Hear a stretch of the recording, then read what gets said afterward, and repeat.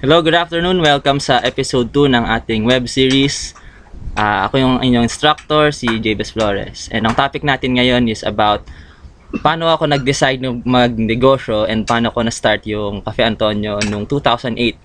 So, nag-start yung interest ko sa pagiging barista nung nag-thesis ako noong 2007 or 2006. 2006, nagsusulat ako ng thesis ko about the Badjao.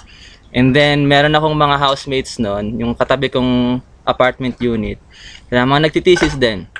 So, what I did was, bumibili ako ng mga coffee, tsaka mga sandwich, nagpe-prepare ako sa bahay, ginagamit ko yung sarili kong allowance, tapos, nagsiserve ako sa kanila at dinideliver ko yung mga sandwiches, tsaka yung mga coffee sa kanila.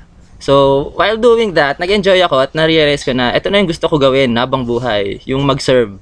So, hindi talaga siya nag-start na dahil gusto ko kumita. Gusto ko lang yung feeling ng nagsisilbi, nagbibigay ng service, tsaka yung reaction na nakukuha mo sa mga tao na pinag-servan mo ng food. So, yun yung hinahanap-hanap ko. So, after nag-graduate ako nung 2007, nag-apply ako sa isang coffee company. And pumasa ako dun sa first interview.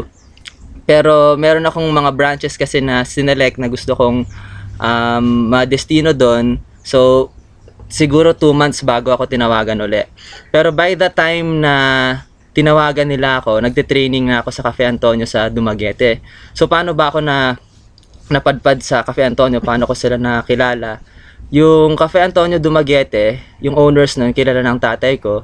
And then, nalaman nila na ako gusto ko maging barista. So, nag-offer sila sa akin na na mag-train daw muna ako sa kanila for 1 week para lang meron na akong background sa paggamit ng espresso machine, pag-waiter, ganyan. So, nag-OJT ako doon for a week. And then, pumunta ako sa Singapore para mag-training pa. And then, nung bandang, I think, July or August, meron akong friend na graduate ng HRM sa UP Diliman, na batchmate ko rin nung high school.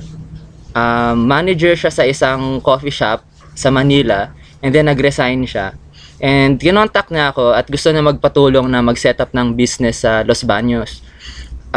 Ako naman, dahil interest ko yung mag-train, tsaka gawa ng coffee, so in-offer ko yung services ko. So, ang nangyari, naging partners kami eventually. And meron pa kaming isang friend na nutritionist, sinaba din namin sa group.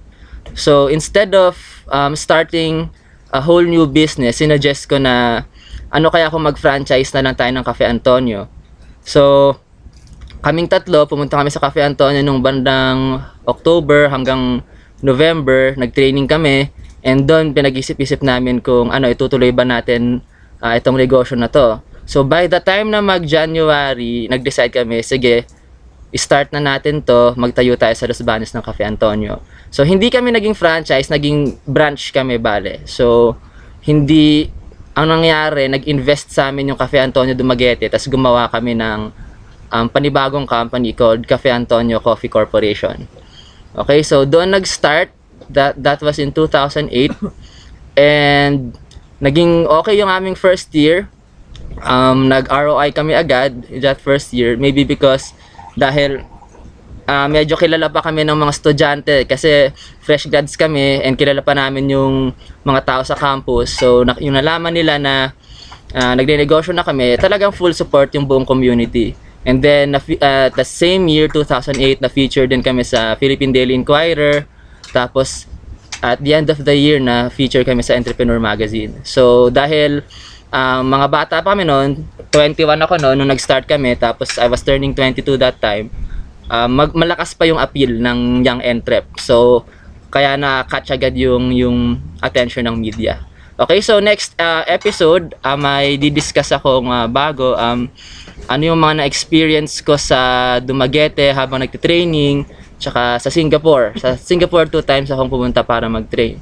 So, this is part of my professional development as a barista. Hindi lang siya one-shot na training. Every year, meron akong mga in-attend na training para ma-enhance ko yung skills ko sa pagbabarista and at the same time sa pagninegosyo.